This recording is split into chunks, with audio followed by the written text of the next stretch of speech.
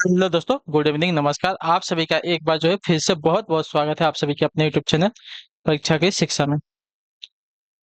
तो I hope कि आप सभी अच्छे ही होंगे। आप जो तैयारी है वो भी जो है अच्छे ही तरीके से चल रही है। तो जो बच्चे क्लास में फर्स्ट टाइम है, पहली बार है, नए हैं, उन सबको बता दिएगा हमारे चैनल पे जो है आपकी बीएड प्रवेश परीक्षा 2024 की जो आपकी तैयारी है साथियों कंप्लीट बेसिस पे पूरी करवाई जाए। तो जिसे भी तैयारी पूरी करनी है चैनल को सब्सक्राइब करके हमारे साथ जुड़ेंगे और उसके बगल में जो बेल आइकन देगा है, उसको ऑन कर लेंगे। क्लास का समय देख ले, जीके जीएस की जो क्लासेस आती है सुबह 10 बजे डेली आपको हमारे चैनल पे देखने को होती है।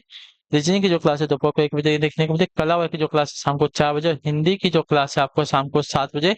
और इसके बाद आपको एक क्लास और मिल रही है जिसका नाम है शिक्षा अभिरुचि की क्लास, ठीक है, जो कि रात को 9 बजे मिलती है। तो उसको भी आप लोग अटेंड करेंगे। टीचिंग एप्टीट्यूड की जो क्लास है आपको रात को 9 बजे मिलती है, तो उसको भी आप लोग अटेंड कर लीजिएगा, ठीक है।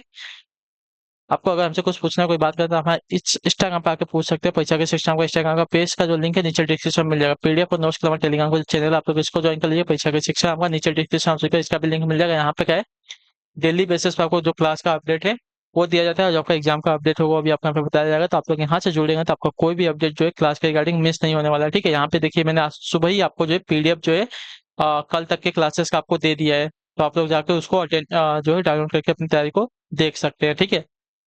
तो चलेंगे क्लास से स्टार्ट करेंगे। स्टार्ट करने से पहले अभी तक देखिए जिसने क्लास को लाइक नहीं किया है, क्लास को लाइक कर देंगे, क्लास को अपने दोस्तों के साथ जो है शेयर कर देंगे, और जिसने अभी तक चैनल को सब्सक्राइब नहीं किया चैनल को सब्सक्राइब कर लेंगे, ठीक है। और टेलीग्राम चैनल से आप लोग जाके जुड़ जाइए, ठीक है।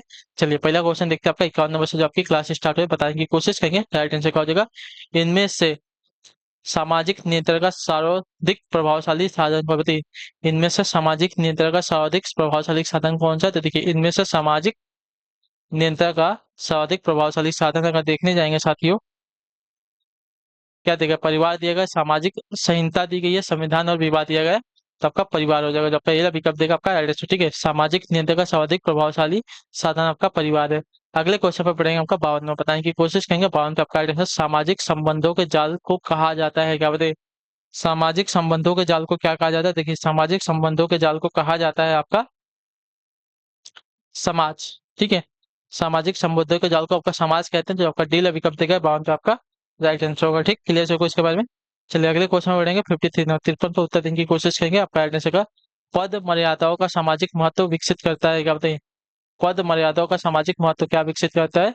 देखिए पद पद मर्यादाओं का सामाजिक महत्व विकसित करता है आपका स्तरीकरण। जो आपका ये वाला विकल्प देगा आपका राइट आंसर, ठीक है। पद मर्यादाओं का सामाजिक महत्व विकसित करता है आपका स्तरीकरण। तो जो आपका ये वाला विकल्प देगा है आपका राइट आंसर, ठीक है। पद जो है मर्यादाओं का क्या विकसित करता है? तो पद को क्या, एक स्तर होता है कि इनका पद ऊपर है, फिर उनका पद और ऊपर है, उसके बाद किसी और का पद जो है आपसे नीचे होता है, तो आपका एक स्तर होता है, उसको स्तरीकरण कहते हैं, याद रखिएगा, ठीक है। अगले क्वेश्चन में बढ़ेंगे। आपका देखें साथियों 54 नंबर, भारत के राष्ट्रीय आय का प्रमुख स्रोत क्या है बताइए। उद्योग क्षेत्र है, सेवा क्षेत्र है, कृषि क्षेत्र है, या व्यापार क्षेत्र है। भारत की राष्ट्रीय आय का प्रमुख स्रोत क्या है? तो देखिए भारत की राष्ट्रीय आय का प्रमुख क्षेत्र आपका जो दिया गया है यहाँ पे सेवा क्षेत्र है। बी वाला विकल्प दिया गया आपका राइट आंसर होगा, ठीक है। अगले क्वेश्चन बढ़ेंगे। आपका 55 नंबर क्या देगा, मुद्रा के रूप में अभिव्यक्त किसी वस्तु का मूल्य कहलाता है, क्या बताइए। मुद्रा के रूप में अभिव्यक्त किसी वस्तु का मूल्य क्या कहलाता है? तो मुद्रा के रूप में अभिव्यक्त किसी वस्तु का मूल्य आपका कहलाता है साथियों कीमत। जो आपका ये वाला विकल्प देगा आपका राइट आंसर, ठीक है। क्लियर से इसका है, मुद्रा के रूप में अभिव्यक्त किसी वस्तु का मूल्य आपका कीमत कहलाएगा। अगले क्वेश्चन में बढ़ेंगे साथियों 56 नंबर उत्तर देने की कोशिश करेंगे। राइट आंसर क्या हो जाएगा, फेबियनवाद का घनिष्ठ संबंध किससे से बताइए। फेबियनवाद का घनिष्ठ संबंध किससे है? तो फेबियनवाद का घनिष्ठ संबंध जो दिया गया आपका प्रजातांत्रिक समाजवाद से। जो आपका दिया गया सी वाला विकल्प आपका राइट आंसर, ठीक है। फेबियनवाद का घनिष्ठ संबंध आपका जो दिया गया प्रजातांत्रिक समाजवाद से। क्लियर है यहाँ तक सभी का। चलिए अगले क्वेश्चन में बढ़े। आपका देखें 57 नंबर क्या देगा, जिस विदेशी मुद्रा से शीघ्र देशांतर यानी कि माइग्रेशन की एक प्रवृत्ति होती है उसे क्या कहते हैं बताइए। जिस विदेशी मुद्रा से शीघ्र देशांतर यानी कि माइग्रेशन की प्रवृत्ति हो उसे क्या कहते हैं साथियों। तो उसको जो आपका देखिए गर्म मुद्रा कहा जाता है, ठीक है, हॉट करेंसी, ठीक है, याद रखिएगा। क्लियर है। तो जिस मुद्रा से शीघ्र देशांतर यानी कि माइग्रेशन की प्रवृत्ति हो उसे आपका हॉट करेंसी कहते हैं, गर्म मुद्रा कहते हैं, ठीक है। क्लियर है। अगले क्वेश्चन पे बढ़ेंगे। आपको उत्तर देने की कोशिश करेंगे। आपका 58, भारत में प्रचंड बेरोजगारी सामान्यतः दिखाई देती है किस क्षेत्र में? कृषि क्षेत्र में, फैक्ट्री वाले क्षेत्र में, सेवा क्षेत्र में, उपयुक्त सभी क्षेत्रों में। तो प्रच्छन्न बेरोजगारी यानी कि छुपी बेरोजगारी इसको कहते हैं, ठीक है। तो ये आपकी दिखाई देती है साथियों आपकी कृषि क्षेत्र में, जो आपका दिया गया यहाँ पे, ये विकल्प आपका राइट आंसर, ठीक है। भारत में प्रच्छन्न बेरोजगारी आपकी यानी कि डिसगाइडेड अनएम्प्लॉयमेंट आपकी दिखाई देती है कृषि क्षेत्रों में, ठीक है। क्लियर से होगा यहाँ तक? अगला प्रश्न आपका देखेंगे 59 नंबर, बताने की कोशिश करेंगे। 59 पर सही उत्तर का हो जाएगा प्रसिद्ध नारा गरीबी हटाओ दिया गया था किसके द्वारा? बताइए, प्रसिद्ध नारा जो है गरीबी हटाओ नारा किस पंचवर्षीय योजना के दौरान दिया गया था? तो आपका राइट आंसर तो पांचवी पंचवर्षीय योजना के दौरान जो आपका दिया गया यहाँ पे डी वाला विकल्प आपका राइट। प्रसिद्ध नारा आपका गरीबी हटाओ जो दिया गया था पांचवी पंचवर्षीय योजना के दौरान 1974 और 78 के दौरान में दिया गया था, ठीक है। क्लियर है? अगला प्रश्न आपका हो 60 नंबर, क्या देगा? सकल राष्ट्रीय उत्पाद को निम्नलिखित तीन सुविदित विधियों से मापा जाता है सिवाय किसके? बताइए, सकल राष्ट्रीय उत्पाद को जो है निम्न तीन सुविदित विधियों से मापा जाता है सिवाय किसके? तो आपका राइट आंसर हो जाएगा साथियों मूल्य वर्धित विधि के, जो आपका दिया गया सी विकल्प आपका राइट आंसर, ठीक है। सकल राष्ट्रीय उत्पाद को जो है मूल्य वर्धित विधि के, एक मिनट हो गया, क्या दिया गया? सकल राष्ट्रीय उत्पाद को निम्नलिखित तीन विधियों से मापा जाता है किससे? उत्पाद विधि से, व्यय विधि से, आय विधि से, लेकिन मूल्य वर्धित विधि से इसको नहीं मापा जाता है, ठीक है, याद रखिएगा, ठीक है। क्लियर से को? तो सकल राष्ट्रीय उत्पाद को जो है मूल्य वर्धित विधि से नहीं मापा जा सकता है, उत्पाद विधि से, व्यय विधि से और आय विधि से जो है इसको मापा जाता है, इतना याद रखिएगा, ठीक है। क्लियर है? मूल्य वर्धित विधि से इसको नहीं मापते हैं सकल राष्ट्रीय उत्पाद को। अगले क्वेश्चन पर बढ़ेंगे साथियों 61 नंबर, उत्तर देने की कोशिश करेंगे। राइट आंसर, संविधान का 52वां संशोधन संबंधित है किससे? दल बदल से, आरक्षण से, निर्वाचन से, अल्पसंख्यकों के संरक्षण से। तो देखिए, संविधान का 52वां संशोधन आपका संबंधित है साथियों यहाँ पे दल बदल से, जो आपका दिया गया यहाँ पे ये वाला विकल्प आपका राइट आंसर होगा, ठीक है। संविधान का 52वां संशोधन आपका संबंधित है दल बदल से। चलिए अगले क्वेश्चन पर बढ़ते हैं, आपका 62 नंबर, बताने की कोशिश करेंगे। राइट आंसर क्या हो जाएगा? निम्नलिखित अधिकारों में से कौन सा अधिकार जो है अनुच्छेद 19(1)(d) को अनुच्छेद 21 से जो है पढ़कर प्राप्त होता है हमको, ठीक है। कौन सा अधिकार जो है अनुच्छेद 19(1)(d) को अनुच्छेद 21 यानी कि अनुच्छेद 19(1)(d) को अनुच्छेद 21 से मिलाकर पढ़ने से हमको प्राप्त होता है? तो देखिए, विदेशों को भी यात्रा का अधिकार है, ये वाला अनुच्छेद, ठीक है, जो आपका दिया गया यहाँ पे ये वाला विकल्प आपका राइट आंसर, ठीक है। क्लियर से को इसके बारे में? चलिए नहीं क्लियर तो अभी आपको क्लियर कर देता हूँ क्या कहा गया है इसमें। तो देखिए, इसमें ये कहा गया है, देखिए भारतीय संविधान के अनुच्छेद 19(1)(d) को जो है अनुच्छेद 21 के साथ मिलाकर इसलिए पढ़ा जाता है क्योंकि अनुच्छेद 19(1)(d) जो है भ्रमण करने की स्वतंत्रता का तथा अनुच्छेद 21 जो है प्राण एवं दैहिक स्वतंत्रता के अधिकार से संबंधित है, अर्थात इन क्या दिए गए? अर्थात इन दोनों अनुच्छेदों के अनुसार कोई भी व्यक्ति प्राण एवं दैहिक स्वतंत्रता का अधिकार रखता है और वह कहीं भी इच्छा अनुसार घूम सकता है। चूंकि अनुच्छेद 21 में नागरिक के स्थान पर व्यक्ति कहा गया है, अतः इसमें जो है भारतीयों के साथ साथ विदेशियों के भ्रमण का भी अधिकार दिया गया है, ठीक है। क्लियर हो गया इसके बारे में? इतना याद रखिएगा।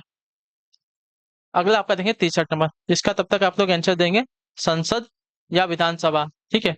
क्या देगा? संसद या विधानसभा की किसी सदस्य की सदस्यता तब समाप्त समझी जाती है यदि वह बिना सदन को सूचित किए न्यूनतम कितने दिनों तक अनुपस्थित रहेगा? बताइए। तो आपका राइट आंसर यहाँ पर हो जाएगा साथियों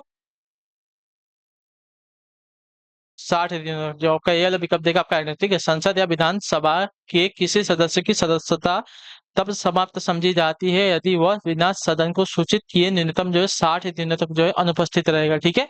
अगले क्वेश्चन पर बढ़ेंगे, आपका देखें 64 नंबर, बताने की कोशिश करेंगे। राइट आंसर का नीति निर्देशक सिद्धांत क्या है? बताइए, नीति निर्देशक सिद्धांत है क्या? तो देखिए, नीति निर्देशक सिद्धांत की अगर बात की जाएगी तो आपका वाद योग ये नहीं है, ठीक है। नीति निर्देशक सिद्धांत आपके वाद योग नहीं है, ठीक है, ये बात याद रखेंगे। इस पे कोई आपका वाद विवाद हो ही नहीं सकता, नीति निर्देशक सिद्धांत में आपका कोई वाद विवाद नहीं होगा, इतना याद रखिएगा, ठीक है। तो ये आपके वाद योग नहीं है। अगले क्वेश्चन में पढ़ेगा 65 नंबर, क्या देगा? असम विधानसभा में कितने सदस्य थे? असम विधानसभा में कितने सदस्य हैं? तो असम विधानसभा में आपके कुल 126 सदस्य, जो आपका पहला विकल्प देगा है 65 का आपका राइट आंसर। ठीक है, असम विधानसभा में कुल आपके 126 सदस्य हैं। क्लियर। चलिए अगला क्वेश्चन देखते हैं आपका 66, 66 नंबर बताने की कोशिश करेंगे। 66 पे आपका राइट आंसर होगा, भारत में उच्चतम न्यायालय का उद्घाटन किस तिथि में हुआ था? बताइए, भारत में उच्चतम न्यायालय का उद्घाटन किस तिथि में हुआ था? तो भारत में उच्चतम न्यायालय का उद्घाटन जो आपका हुआ था साथियों, 28 जनवरी 1950 में हुआ था। ठीक है, याद रखिएगा, भारत में उच्चतम न्यायालय का जो उद्घाटन हुआ था 28 जनवरी 1950 को हुआ था। ठीक है, क्लियर होगा इसके बारे में। उच्चतम न्यायालय का उद्घाटन की बात कर रहे हैं। ठीक है, तो 28 जनवरी 1949 को हुआ था। अगला आपका देखेंगे 67 नंबर, क्या देगा? भारतीय संविधान के किस अनुच्छेद में न्यायपालिका तथा कार्यपालिका के पार्थक्य का प्रावधान दिया गया? बताइए, 67 पे आपका आइडेंटिफाई हो जाएगा।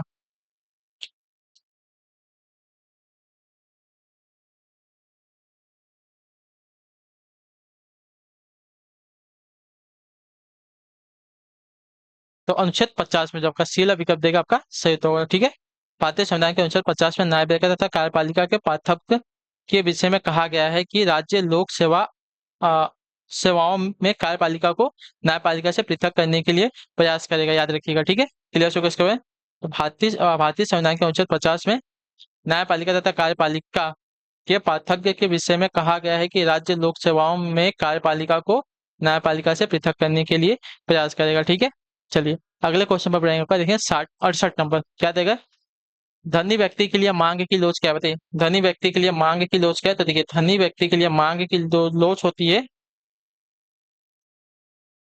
बेलोचदार होती है। ठीक है, जो आपका दिया गया यहाँ पे बी वाला विकल्प आपका राइट आंसर। ठीक है, धनी व्यक्ति के लिए मांग की जो लोच होती है बेलोचदार होती है, उससे कोई फर्क नहीं पड़ता है। ठीक है, चलिए अगले क्वेश्चन में बढ़ेंगे। आपका देखिए 69 नंबर, बताने की कोशिश करेंगे। 69 पे आपका राइट आंसर हो जाएगा, कम्युनिस्ट मैनिफेस्टा किसकी कृति? बताइए, कम्युनिस्ट मैनिफेस्टा जो है किसकी कृति है? तो कम्युनिस्ट मैनिफेस्टा जो दी गई है आपके यहाँ पे कार्ल मार्क्स की कृति है। तो जो आपका बी ए वाला विकल्प देगा आपका राइट आंसर। ठीक है, कम्युनिस्ट मैनिफेस्टा जो है आपकी कार्ल मार्क्स की कृति है। तो ए वाला ऑप्शन जो दिया है 69 पे आपका राइट आंसर हो जाएगा। 70 नंबर क्वेश्चन देखते हैं आपका क्या देगा, बताने की कोशिश करेंगे। राइट आंसर का, लोकसभा द्वारा पारित धन विधेयक राज्यसभा द्वारा कितने समय के भीतर लौटाया जाना चाहिए? बताइए, लोकसभा द्वारा पारित, ठीक है, लोकसभा द्वारा पारित आपका धन विधेयक जो है राज्यसभा द्वारा कितने समय के भीतर जो है लौटाया जाना चाहिए? तो आपका राइट आंसर साथी 14 दिनों के, जो आपका दिया गया यहाँ पे बी वाला विकल्प आपका राइट आंसर। ठीक है, लोकसभा द्वारा पारित जो आपका धन विधेयक है राज्यसभा के द्वारा आपका 14 दिनों के भीतर लौटाया जाना चाहिए, वरना जो जिस रूप में लोकसभा ने अपना राज्यसभा को वह विधेयक दिया था उसी रूप में वो जो है पारित मान लिया जाता है। ठीक है, क्लियर है। अगले क्वेश्चन पर बढ़े आपका 71 नंबर, बताने की कोशिश करेंगे। 71 पर राइट आंसर होगा, संसद के किसी भी सदन के दो सत्रों के बीच अंतराल कितनी अवधि से अधिक नहीं होना चाहिए? बताइए, संसद के किसी भी सदन के दो सत्रों के बीच अंतराल कितनी अवधि से अधिक नहीं होना चाहिए? तो आपका राइट आंसर यहाँ पर हो जाएगा साथियों 6 महीनों के, जो आपका दिया गया पहले विकल्प आपका राइट आंसर। ठीक है, संसद के किसी भी सदन के दो सत्रों के बीच का अंतराल जो है आपका 6 महीने की अवधि से अधिक का नहीं होना चाहिए। ठीक है, क्लियर है इसके बारे में।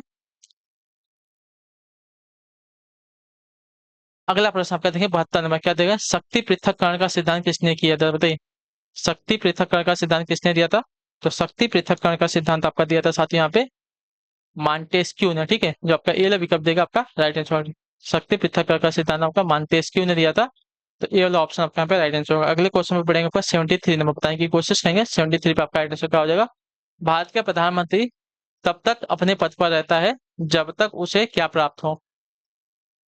सशस्त्र बलों का समर्थन, राज्यसभा का विकास, लोकसभा का विश्वास या जनता का समर्थन? तो देखिए, भारत के प्रधानमंत्री तब तक अपने पद पर रहता है जब तक उसे जो है लोकसभा का विश्वास प्राप्त होता है, तब तक। ठीक है, जो आपका दिया गया सी ऑप्शन आपका राइट आंसर हो जाएगा। ठीक है, क्लियर है। चलिए अगले क्वेश्चन बढ़े आपका 74 नंबर उत्तर देने की कोशिश करेंगे। 74 पे आपका राइट आंसर क्या हो जाएगा? भारतीय संविधान सभा की पहली बैठक की अध्यक्षता किसने की थी? बताइए, भारतीय संविधान सभा की पहली बैठक की अध्यक्षता किसने की थी? तो आपका राइट आंसर सच्चिदानंद सिन्हा ने। ठीक है, जो आपका पहला ऑप्शन देगा आपका राइट आंसर, भारतीय संविधान सभा की पहली बैठक की अध्यक्षता आपकी सच्चिदानंद सिन्हा ने की थी। ठीक है, यहाँ तक सभी का क्लियर है। चलिए फिर अगले क्वेश्चन में बढ़ेंगे। आपका देखिए 75 नंबर, बताने की कोशिश करेंगे तो 75 पे आपका राइट आंसर क्या देगा? क्या देगा? संविधान बनाते समय निम्न में से कौन सा आदर्श प्रस्तावना में शामिल नहीं किया गया था? बताइए, संविधान बनाते समय निम्न में से कौन सा आदर्श प्रस्तावना में शामिल नहीं किया गया? स्वतंत्रता, समता, समाजवादी या न्याय? तो आपका राइट आंसर यहाँ पर सकते समाजवादी, जो आपका दिया गया यहाँ पे सी वाला विकल्प आपका राइट आंसर। ठीक है, संविधान बनाते समय जो आपका समाजवादी जो दिया गया है आपका आदर्श प्रस्तावना में शामिल नहीं किया गया था। ठीक है, क्लियर हो गया इसके बारे में?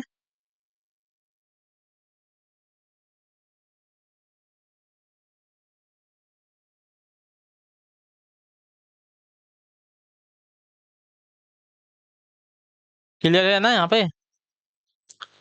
तो संविधान बनाते समय जो है समाजवाद आदर्श प्रस्तावना में शामिल नहीं किया गया, बल्कि स्वतंत्रता, समता और न्याय ये सभी शामिल किए गए थे। अगला आपका देखें साथियों, समाजवादी आपका देखिए संशोधन करके उसमें जोड़ा गया था। ठीक है, बाद में 42वें संविधान संशोधन के दौरान समथिंग 1976 में तंजानिया की पूर्व राजधानी क्या थी? तो तंजानिया की पूर्व राजधानी आपके यहाँ पे दार ए सलाम थे। ठीक है, तंजानिया की पूर्व राजधानी आपकी दार ए सलाम थी। तो डी वाला विकल्प जो दिया गया आपका यहाँ पे राइट आंसर होगा। ठीक है, क्लियर? तंजानिया की पूर्व राजधानी आपकी दार ए सलाम हो जाएगी। अगला आपका देखेंगे साथियों 77 में बताने की कोशिश करेंगे राइट आंसर का। माउंट एवरेस्ट नाम किसके नाम पर रखा गया है? बताइए, माउंट एवरेस्ट जो नाम है किसके नाम पर रखा गया था? तो माउंट एवरेस्ट जो नाम रखा गया था साथियों, भारत के एक महासर्वेक्षक के नाम पर रखा गया था। ठीक है, जो आपका दिया गया सी वाला विकल्प आपका राइट आंसर होगा। ठीक है, चलिए, माउंट एवरेस्ट जो नाम है भारत के एक महासर्वेक्षक के नाम पर रखा गया था, जो आपका दिया गया यहाँ पे सी वाला विकल्प 77 पे आपका सही उत्तर होगा। 78 नंबर बताने की कोशिश करेंगे राइट आंसर को आ जाएगा। निम्नलिखित में से वह शहर या कस्बा कौन सा है जो सबसे अधिक उत्तरी अक्षांश पर स्थित है? बताइए, निम्नलिखित में से वह शहर या कस्बा कौन सा है जो सबसे अधिक उत्तरी अक्षांश पर स्थित है? तो आपका राइट आंसर यहाँ पर हो जाएगा साथियों पटना शहर, जो आपका दिया गया यहाँ पे ये वाला विकल्प आपका राइट आंसर। ठीक है, पटना शहर या कस्बा जो है सबसे अधिक उत्तरी अक्षांश पर स्थित है। ठीक है, ये बात याद रखेंगे, सबसे अधिक उत्तरी अक्षांश पर आपका पटना शहर स्थित है यहाँ पे। अगला आपका साथियों 79 नंबर, विषुवतीय प्रदेशों में क्या होता है? बताइए, विषुवतीय प्रदेशों में क्या होता है? तो विषुवतीय प्रदेशों में आपका होता है साथियों गर्म और आर्द्र जलवायु होती है। ठीक है, जो आपका दिया गया यहाँ पे बी वाला विकल्प आपका राइट आंसर। विषुवतीय प्रदेशों में आपकी गर्म और आपकी क्या होती है? आर्द्र जलवायु होती है। तो जो आपका दिया गया यहाँ पे बी वाला ऑप्शन 79 पे आपका राइट आंसर होगा। ठीक है, क्लियर होगा इसके बारे में?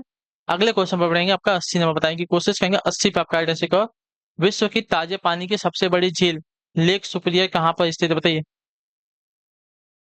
विश्व की ताजे पानी की सबसे बड़ी झील आपकी लेक सुपीरियर जो है कहाँ पर स्थित हमको बताना है। ठीक है,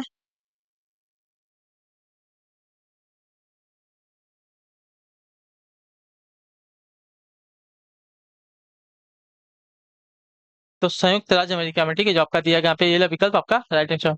विश्व की सबसे ताजे पानी की बड़ी झील जो आपकी है लेक सुपीरियर आपकी संयुक्त राज्य अमेरिका में स्थित है। ठीक है, क्लियर है?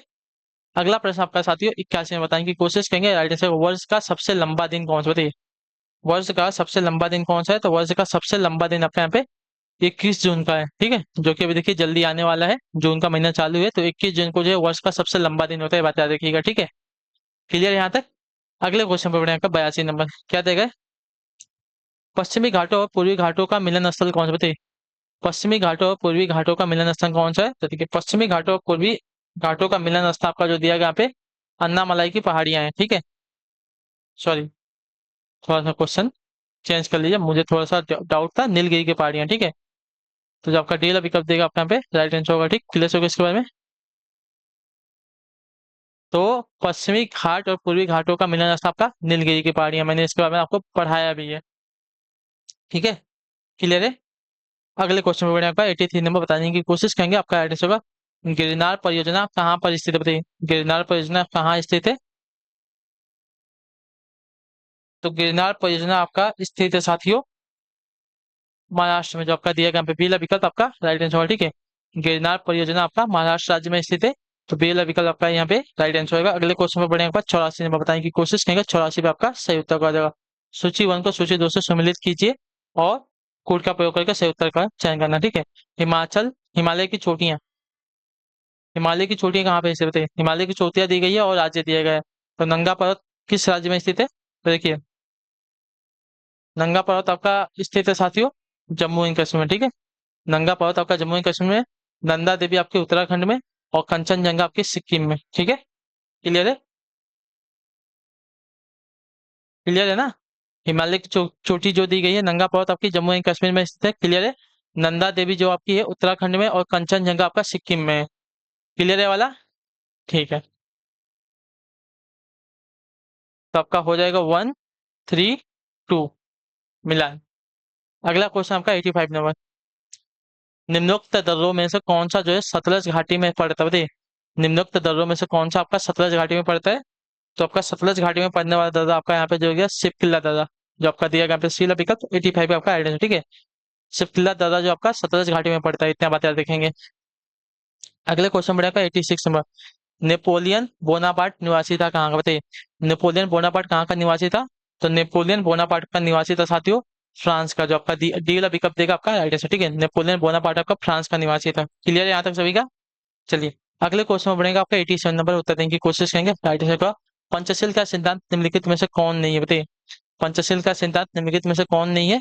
तो ठीक है, पंचशील का सिद्धांत जो दिया गया इसमें आपका गुट निरपेक्षता नहीं होता, ठीक है। क्लियर से को तो जो आपका दिया गया ये ऑप्शन आपका है। पंचशील का सिद्धांत आपका जो दिया गया शांतिपूर्ण सह अस्तित्व होता है, एक दूसरे की भूभागीय अखंडता और सार्वभौमित्व का परस्पर सम्मान करना होता है, एक दूसरे के आंतरिक मामलों में पारस्परिक हस्तक्षेप होता है, ठीक है। लेकिन गुट निरपेक्षता इसका जो है क्या बोलते हैं सिद्धांत नहीं होता, इतना देखिए, ठीक है। तो पंचशील का सिद्धांत जो दिया गया आपका गुट निरपेक्षता नहीं होता है, बाकी सब जो होता है शांति और शांति सह अस्तित्व होता है, ठीक है। शांति शांतिपूर्ण सह अस्तित्व होता है, एक दूसरे के भूभागीय अखंडता और सार्वभौमित्व का परस्पर सम्मान करना होता है, एक दूसरे का आंतरिक मामलों में पारस्परिक हस्तक्षेप होता है, ठीक है। चलिए अगले क्वेश्चन बढ़े आपका देखें 88 नंबर। वाटरलू कहाँ पर स्थित है? वाटरलू कहाँ पर स्थित है? तो वाटरलू की अगर बात की जाएगी तो वाटरलू जो आपका स्थित है बेल्जियम में स्थित है, जो आपका दिया गया डी वाला विकल्प आपका राइट आंसर, ठीक है। वाटरलू आपका बेल्जियम में स्थित है, डी वाला ऑप्शन आपका यहाँ पे राइट आंसर। अगले क्वेश्चन पड़ेगा 89 नंबर, उत्तर देने की कोशिश करेंगे राइट आंसर का। रूसी क्रांति के जनक कौन थे, बताइए। रूसी क्रांति के जनक कौन थे साथियों? तो रूसी क्रांति के जनक की अगर बात की जाएगी V.I. लेनिन थे, ठीक है। V.I. लेनिन, तो जो आपका स्टील का पिकअप देगा है 89 पे आपका एड्रेस, ठीक है। रूसी क्रांति के जनक आपके V.I. लेनिन थे। क्लियर है यहाँ तक सभी का? चलिए V.I. लेनिन रूसी क्रांति के जनक थे। अगला आपका साथियों 90 नंबर। किस आंदोलन का नेतृत्व करने के लिए मार्टिन लूथर किंग को जो है जाना जाता है, बताइए। किस आंदोलन का नेतृत्व करने के लिए मार्टिन लूथर किंग को जाना जाता है? तो आपका राइट आंसर यहाँ पे हो जाएगा साथियों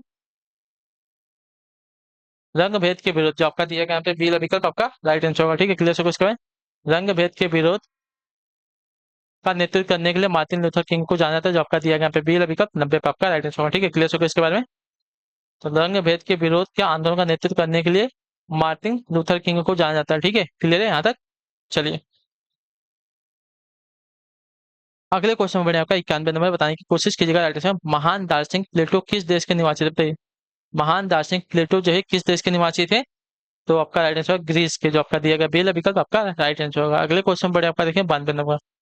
भागवत धर्म के प्रवर्तक थे कौन, बताइए। भागवत धर्म के प्रवर्तक कौन थे? तो भागवत धर्म के प्रवर्तक आपके श्री कृष्ण थे, ठीक है। जो बेल विकल्प देगा आपका यहाँ पे राइट आंसर होगा। अगले क्वेश्चन पर बढ़ेंगे आपका 93 नंबर। गुप्त काल में भूमि राजस्व की दर क्या थी, बताइए। गुप्त काल में भूमि राजस्व की दर क्या थी? तो गुप्त काल में भूमि राजस्व की दर आपको जो थी उपज का छठा भाग था, ठीक है। गुप्त काल में भूमि राजस्व की दर जो थी उपज का छठवां भाग था। क्लियर हो गया इसके बारे में?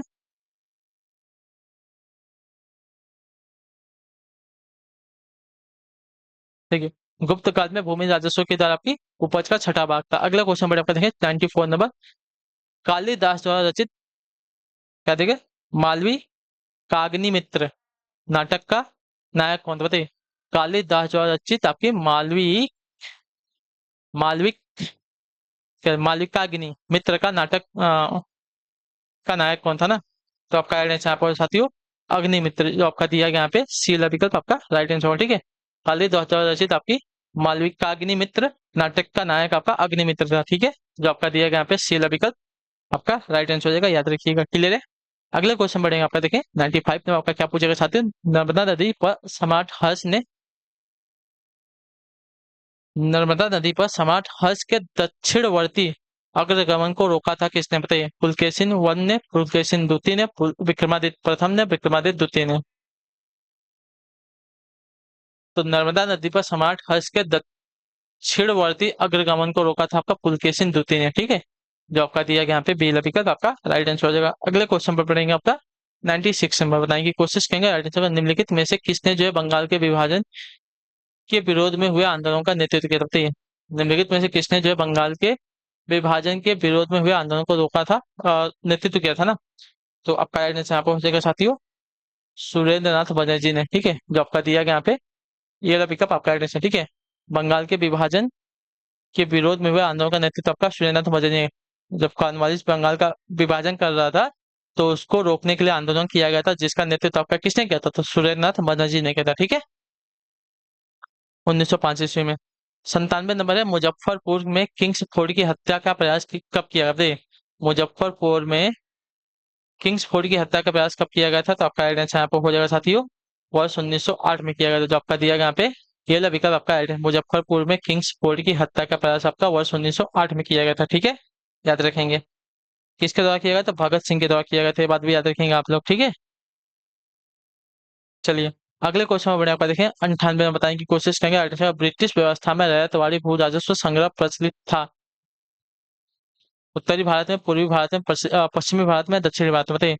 ब्रिटिश व्यवस्था में रैयतवाड़ी भू राजस्व संग्रह कहाँ पे प्रचलित था, तो आपका राइट आंसर आपको साथियों दक्षिणी भारत में। जो आपका दिया गया पे डी विकल्प आपका राइट आंसर होगा, ठीक है। ब्रिटिश व्यवस्था में रैयतवाड़ी भू राजस्व संग्रह आपका प्रचलित था दक्षिणी भारत में, ठीक है। क्लियर है। अगले क्वेश्चन बढ़ेगा आपका 99 नंबर, उत्तर देने की कोशिश करेंगे राइट आंसर। निम्नलिखित तमिल ग्रंथों में से किसे जो है लघु वेद की संज्ञा दी गई, बताइए। निम्नलिखित तमिल ग्रंथों में से किसे जो है लघु वेद की संज्ञा दी गई है, तो लघु वेद की संज्ञा आपकी दी गई साथियों कुरल को, ठीक है। जो आपका डी विकल्प देगा आपका राइट आंसर, लघु वेद की संज्ञा आपकी कुरल को दी गई है।